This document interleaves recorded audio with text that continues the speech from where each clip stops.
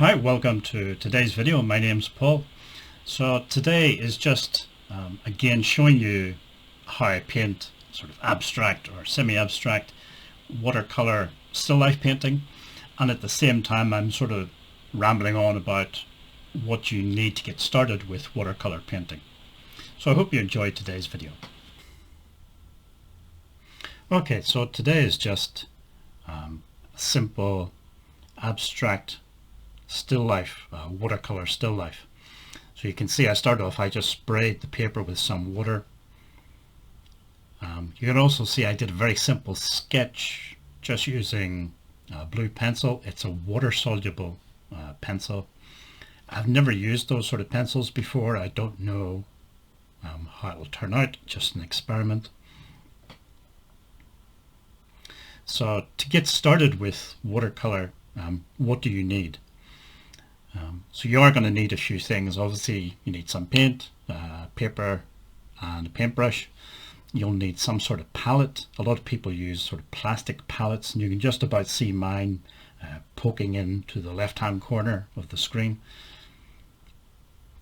You'll need some sort of board, some masking tape. You can see I'm using some tissue paper to mop up some excess water. And you'll need obviously some water. It is watercolor, so some sort of container for your water.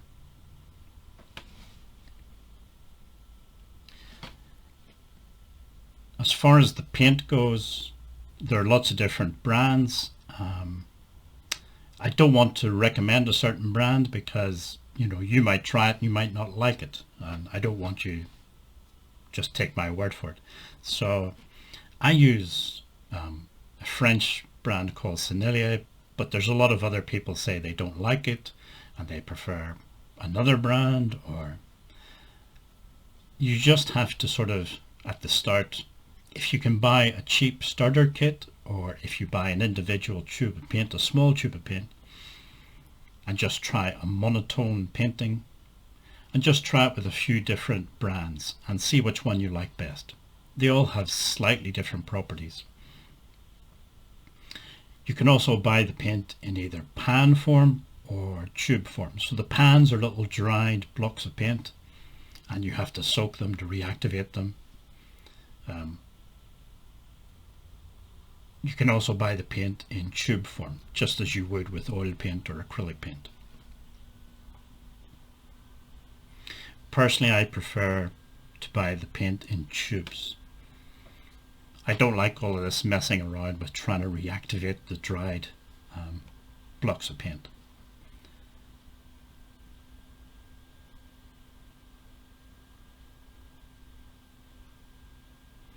In terms of the brushes, so obviously again lots of different brands, lots of different prices, but you can divide them into two broad groups.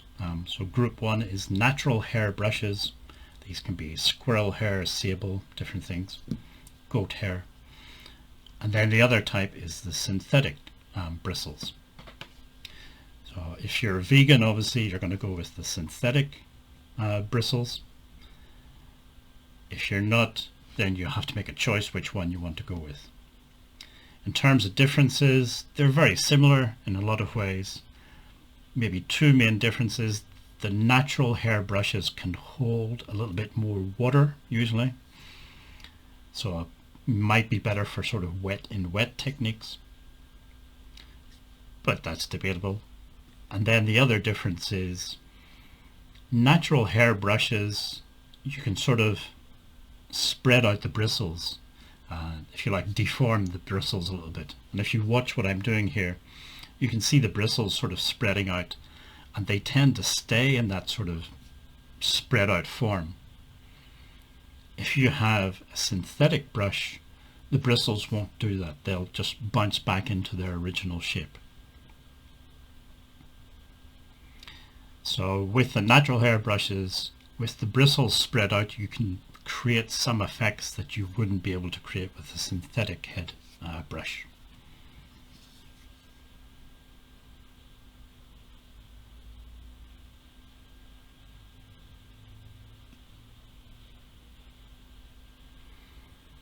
In terms of other things that you might need, I think there's at least two other things that are really important.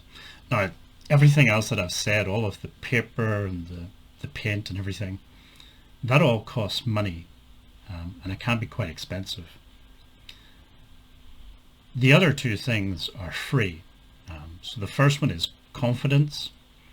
You need confidence when you're putting marks on the paper, when you're putting the paint onto the paper. If you don't have confidence, it'll show up in the end result.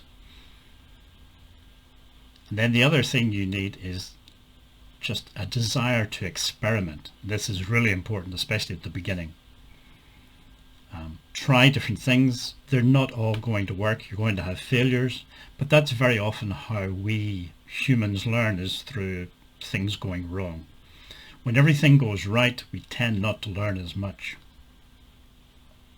We just sort of pat ourselves on the back and think how wonderful we are.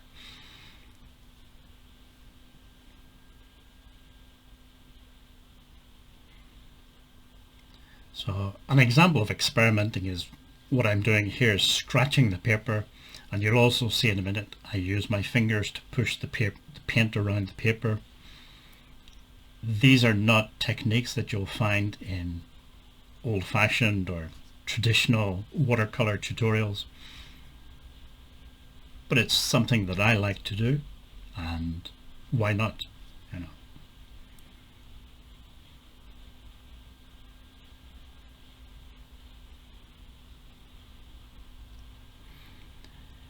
I should also say about paper, when you buy paper, make sure you're getting actual watercolor paper. Ordinary, for example, sketch paper, sketchbook paper, it doesn't like getting wet. As it dries out, it'll tend to deform and buckle. So you really want to get proper watercolor paper.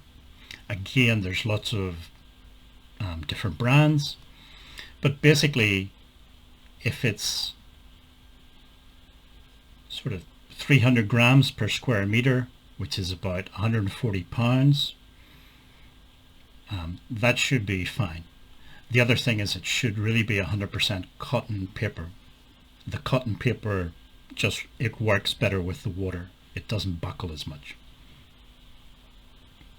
And then the other thing about the paper is you can get watercolor paper with different surface types. So you'll sometimes see it described as hot pressed and cold pressed, or rough and smooth. So the hot pressed paper has a very smooth surface, and then the cold pressed paper has quite a rough surface to it. You'll also sometimes see a third type called nut. Nut is something in between, so it's not rough and it's not smooth. It's somewhere between. For me, I think probably the best one to start with is the cold pressed or the rough paper. It's maybe a little bit easier to work with. The smooth paper, you'll find that the paint sort of glides across the surface. And while the smooth paper may be good for certain techniques, in general it's maybe a little trickier to work with, especially at the beginning when you're first starting out with watercolor.